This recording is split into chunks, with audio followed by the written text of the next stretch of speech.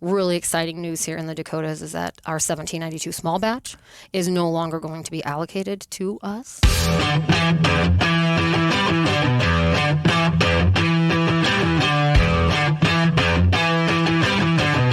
Hey everybody, it's Whiskey at Work. My name is Mark Houston.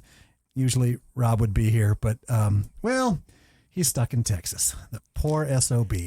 He's not having a good day down there, but I have somebody that can take his place and do. I think you're going to do just fine. So thank you, Sheila, for coming in again. Yes, it's Sheila Seeger-Ogborn from Sazerac. Glad to have you back. Oh, I'm so glad to be here. We can talk about something brand new. I'm so excited about this. When you, as a distributor, when you get word about this, like, do you remember when you first heard of it? When you were like, do you guys have meetings, or do you like, hey, this is the thing, here we go?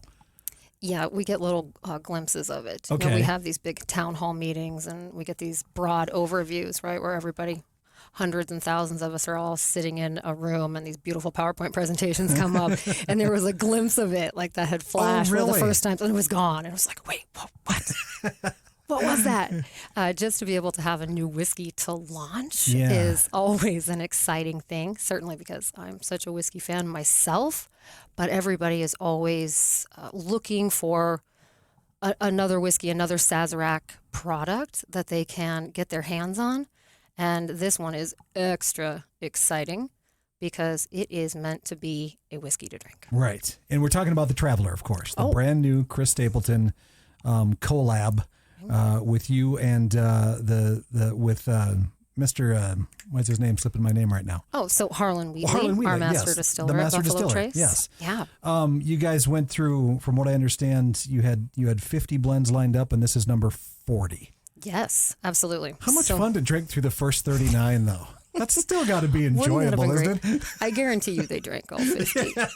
I'm sure. Right? My understanding is that all 50 of the blends were actually quite different, and that the process of tasting through them, and that this was a agreed upon favorite between Harlon Wheatley himself and Chris Stapleton. Okay. Yeah, and so on the bottle it actually does say number 40. I kind of thought that was fun that they were willing to commemorate it. Yeah, exactly. No, so you mentioned it's fun to launch a brand new whiskey through Sazerac. When was like the last new one before this one? Oh my God, it's been a while. Has it been a while? To be quite honest, yeah. I guess I should have looked into that a little bit. That would have been a really we have good... a couple. Yeah, I'm going to have to look back. You've brought new ones into the market. Yes. But I'm just like a brand new Sazerac product. Yes, but that have been around for years, right? They just finally made it into the United States or made it into South Dakota.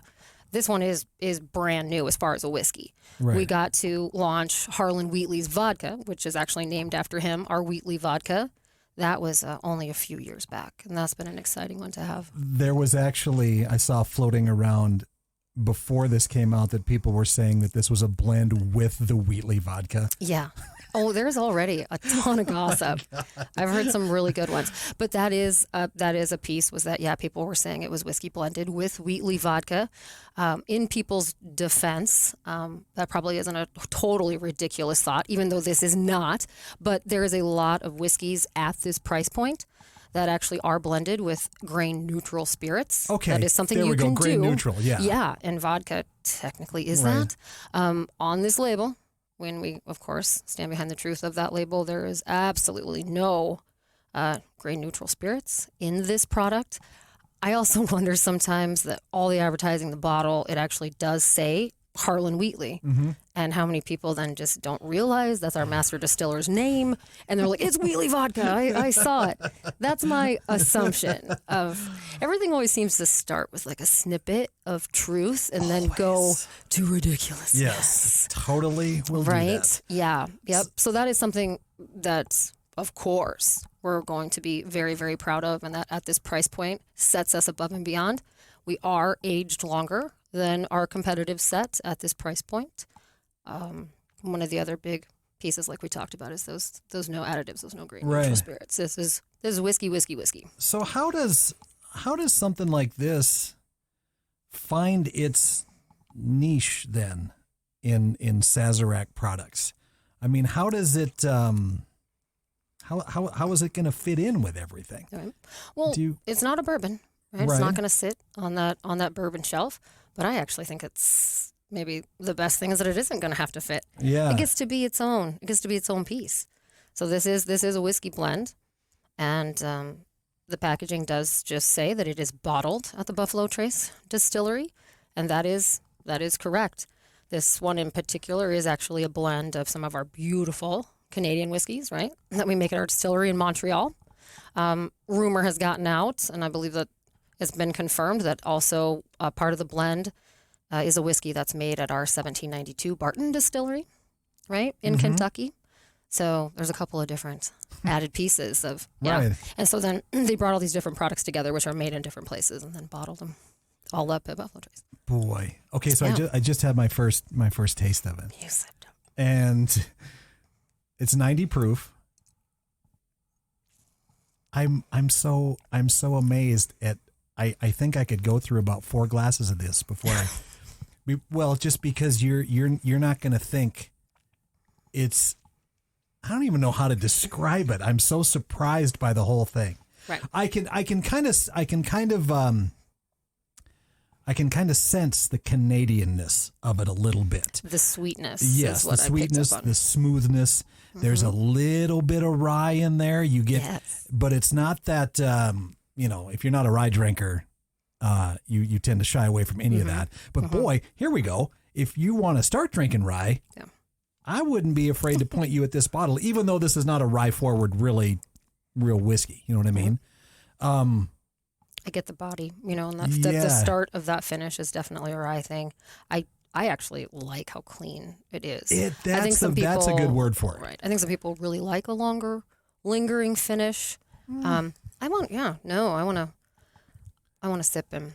Yeah, you want those finishes on special occasions. You want those on Friday night maybe when it's been a long week, but on Tuesday when you go home, this is what you want to pour, I think. Yeah. And I love that. You're going to be able to afford to pour that. Yes. So you're going to be able to find it for less than $40. Is that the MSRP for this kind of generally? I was telling you before we got started that I've already seen secondaries.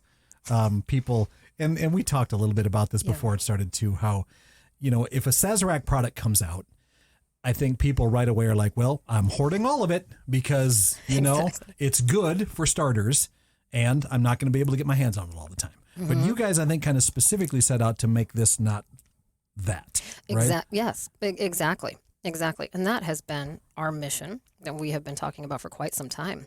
I think some people don't take us seriously when we say, I don't want every single whiskey I have to be allocated. I promise. We wish we could make more. And this is just proof of that dedication to be able to do that and to bring something of a higher quality to the market that we can still say you're going to be able to find it on a shelf everywhere you go.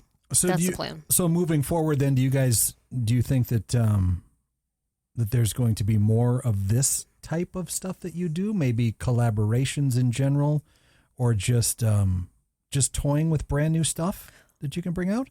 I really enjoy that at Sazerac. They're always trying something different and new. I mean, think of all the different ways that we age things differently. We do different barrel finishes. I mean, we have Warehouse X, all other kinds of experimental things that they're always working with and trying to do. And so, I think we would probably be the most likely to be a company that would just stumble upon something and be like, holy moly, this is fantastic. How has nobody ever thought to do this before?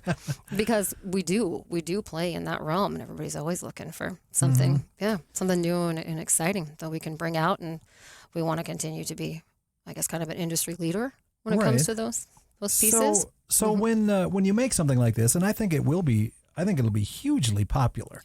Not only for people that are Chris Stapleton fans. How does the collab work with that? Did he approach you? Do you approach him? Do you kind of know how that whole thing worked? So for a couple of different charities, Chris has been at the Buffalo Trace Distillery over the last couple of years. Didn't they do something with E.H. Taylor or something? They do barrel. Yeah, he's come in and done a couple of different barrel picks. Okay. And then those bottles haven't been exclusively used for charity and raising money. So he was already a little familiar with us, and this was his idea that he wanted to make a whiskey, and came to Sazerac and asked if we'd be the ones, who could help him come up with something. That's hard to say no, I guess, if somebody like him shows up. Isn't that right? And well, I'll take that, as, Right. as flattering too. Yeah, I mean, he's really, and at the height of his career right now. Well, and I know he's kind of, I think, Filson,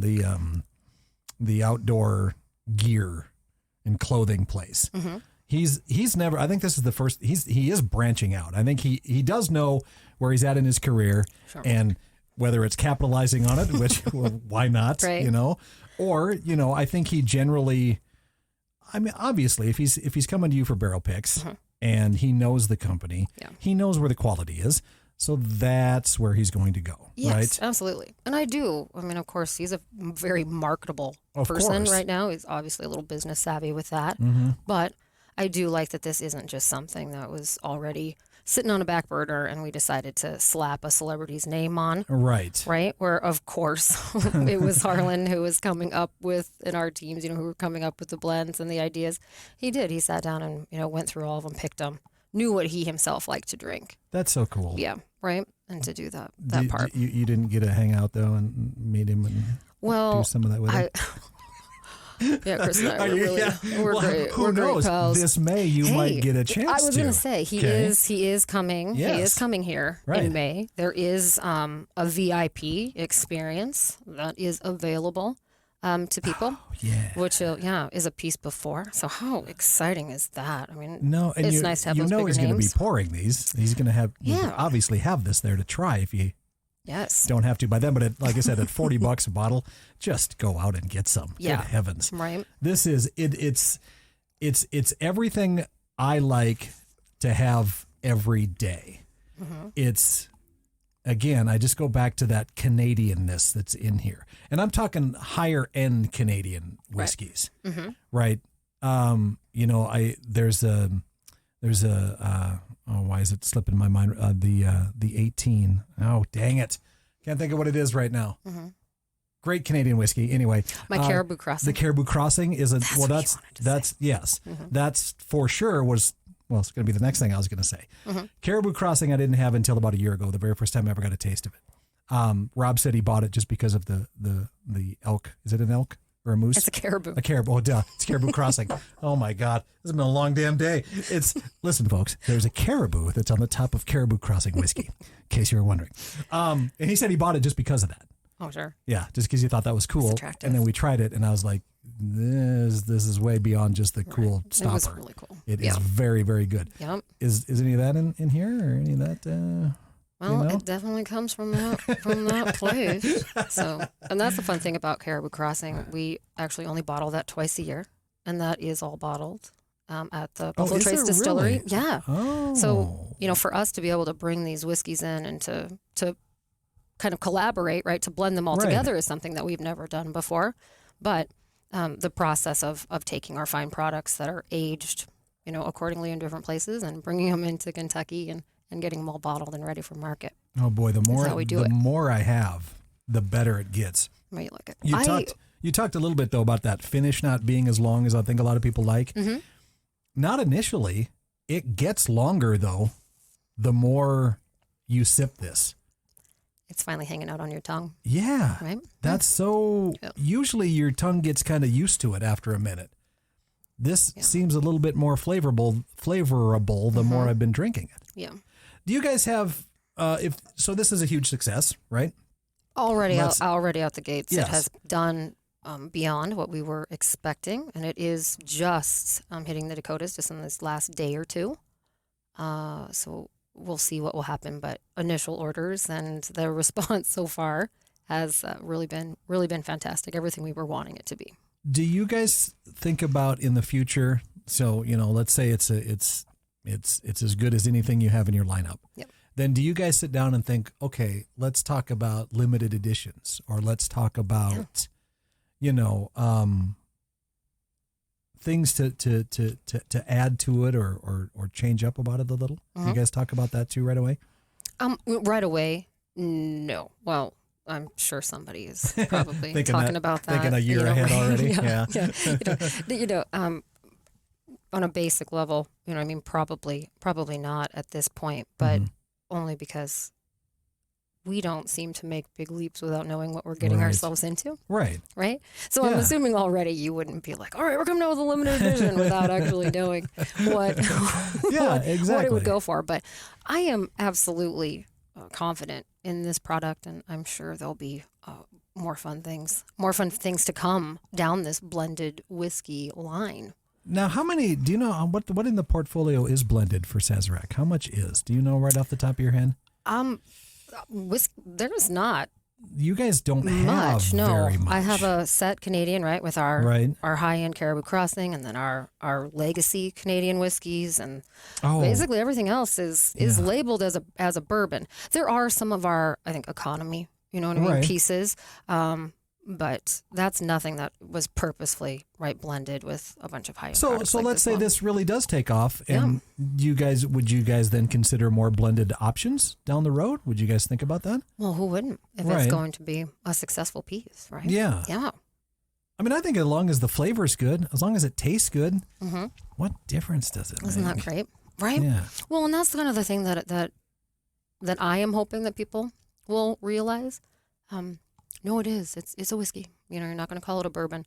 Is it still going to appeal to that person who, I guess, likes the, what do you call it? You know what I mean? The prestige, I guess, of a few of these things. But I mean, this was made to be, what do they call it? Great sipping whiskey. It's kind of like the tagline of it, and it's fabulous to mix. A couple of really simple drinks. One of them is called the Lucky Penny. What's Chris himself made. It's actually honey. Oh, yeah. So it's that. I love honey in any lime. whiskey. Yeah, it's really, that one was, there's some fantastic, very simple, recipes that I think you this use is a lot of your lemonade, lighters. I think would be really good. Just because this is light. It's, I don't like to use the word refreshing when it comes to whiskey, but I can almost use that word when I'm describing this. And in the summertime with some lemonade. Yeah, absolutely. This would be delicious, I think. I like the bottle. At first I was like, why is it kind of so plain? But it looks like it. Okay, put your mind in the mindset of country music. Okay, put yourself in the mindset of cowboys in the Old West and the whiskey bottles. That is funny you said that, because I'm telling you, it's a bottle that they used to pull the plug out with in their teeth. Exactly. In all the good you look Westerns. at all the old Western movies, that bottle shape is what's sitting on the shelves. Exactly. That's exactly, yeah. But it's simple. That's what makes it so great. The packaging, it does play a big part in, I think, why people buy whiskeys as well.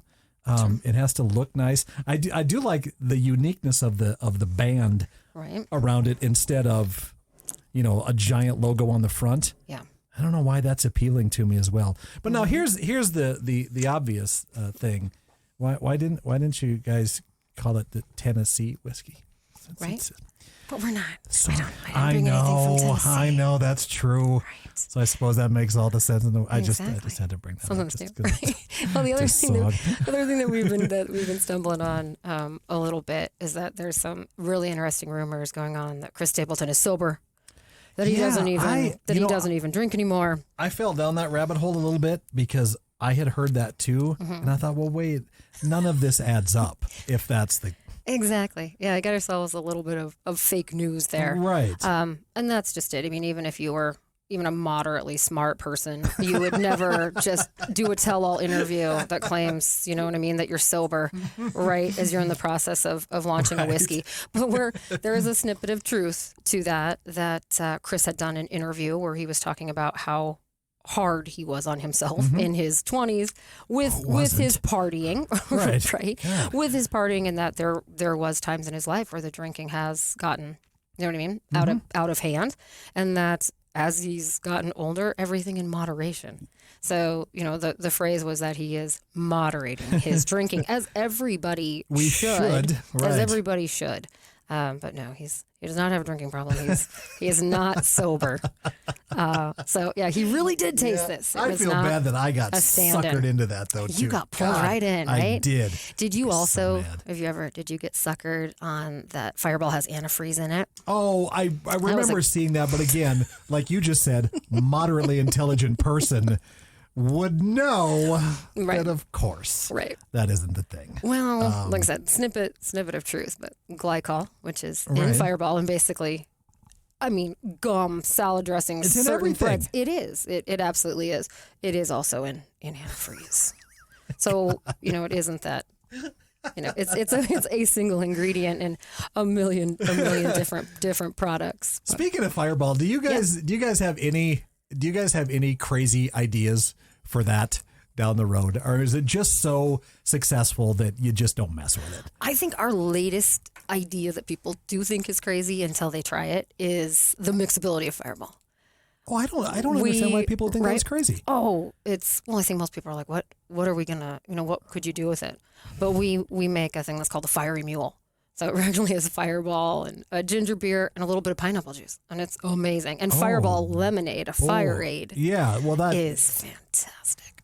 But there's just more and try more, that. and so Right. because I think everybody just thinks of it as a shooter, right? Something that Right. somebody buys and brings the tray over to you. nothing wrong with that. Hey. But yeah, that just isn't. It's not a one trick pony or Right, a one trick dragon. exactly. That's what I guess I should call it. Yeah. Didn't you guys? Wasn't there a? But we have Dragnum out now, and What's that? so Dragnum, we do a fabulous job with fun packaging. So it actually looks like a magnum of champagne. And it is corked. It has a cage on it, and it's Fireball. Way. It is Fireball, but That's it so comes cool. in a higher end, fancier bottle, which I love. And then it started that they only did this limited release of aging Fireball in a couple of our high end barrels. That's the one I was thinking of. Yeah, they're gonna do that again. Oh, cool. We are. We're going to go through that. Yep. That one's going to get done again, hopefully in a larger release and a larger production. 'Cause Right. People thought it was fantastic. I remember this was a handful of years ago, wasn't it, when you guys did that, I think? And I remember, people, even the people that mocked it or whatever, they were like, no, this is pretty damn good. All right. I cave. Okay. Do you guys, then what's next? I mean, I know that you're going to ride this for as long as you can. Well, I mean, is you there make any it sound like I is don't there have any- anything is else there to any jump onto, secrets? but Well, I'm this sure one you will be do, fantastic. but yeah, I don't want to. Well, I mean, right now, of course, we're going to do everything we can to kind of keep focusing on Traveler and Right. the rest of our portfolio.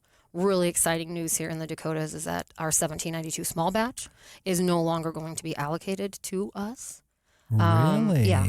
So we're hoping once we can get inventory back into the market and get those things started, that small batch should be something that at least will have a spot on a shelf, right? Not behind a counter That's going to be a big where deal. you have to ask for it. So that's a fantastically exciting, piece that we No have coming kidding. forward. Yeah. And then sometime between March and May, we are going to be launching Mango Shada, which is our latest fun drink, kind of in the same category as Fireball.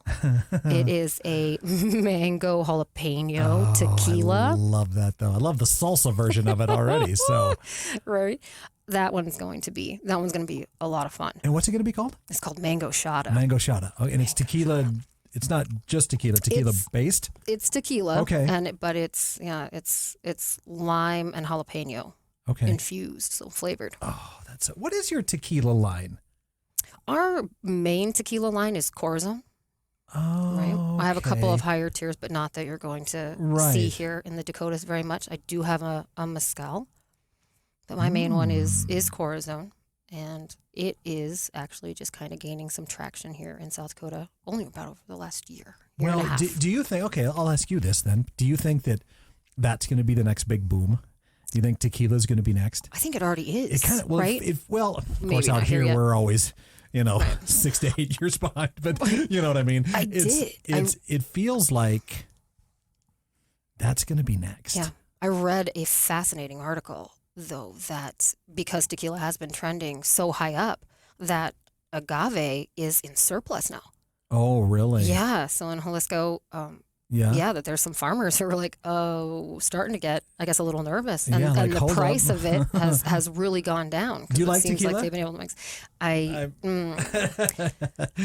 Or do you have a good relationship with tequila? Maybe that's the question. I have a good relationship with tequila, Okay. but I feel like it's like scotch. I am very particular Yeah. at what I can drink straight. Right. Right? Or what I can just drink with club soda. And I do love to do that, but I am not a mixer person. I don't like Coke, I don't like, I shouldn't say, Coke. I don't like the colas. Any of those things that take away from that. I like club soda and a splurt of lime and anything from vodka, whiskey, tequila. That's my thing. I'll take a ranch water so I get the good tahini right on the rim. Yeah. Tequila is, everybody has their moments with it, and then I think they never revisit it, right? But the things they've been doing with it now and the flavors that they create out of it, I have bottles at home that if I poured it for you, didn't tell you what it was, I don't think you would know it was tequila. I'm almost confident you wouldn't. Yeah. You would just think it's a really uniquely flavored, not quite liqueur, maybe a cross between a liqueur and a whiskey. It's just they do such cool things with it right now, and it's so good. So, yeah, I'm kind of excited for that whole boom, and then what you guys, I'm sure, will jump in the fray and make something great out of it. I would hope. So, we're in the fray. We're in the middle of it. Perfect. Yeah, with new fun things coming. Well, do you have anything else that I missed, or anything else you wanted to roll out? Because this is so cool to sit here and drink this with you, Sheila. It's delicious. Thanks for letting me come in. Absolutely. I always like to share a glass with you guys. I do really always appreciate your time. Well, thank you. Yeah, like I said, biggest thing. So Traveler whiskey is now available across the Dakotas, reasonably priced, and every store you walk into should have it on their shelves. So that'll just be nice, right? Yes. This is the common man's beautiful whiskey. That's I like that. What we should have. The line you have is better. Yeah, the line you guys came up with is better. Good sipping whiskey. Sipping. I gotta be Southern. Sheila from Sazerac. We should just have a shirt that says that. Who are you, Sheila from Sazerac? Is that my name tag? That's all you need to have on there right now. I could go on with that. Thanks so much for bringing this in, Sheila. And like I said, anytime something comes down the pike for you guys and you want to talk about it, I'll never say no to you guys and what you do, because you're it. I mean, you really are right now.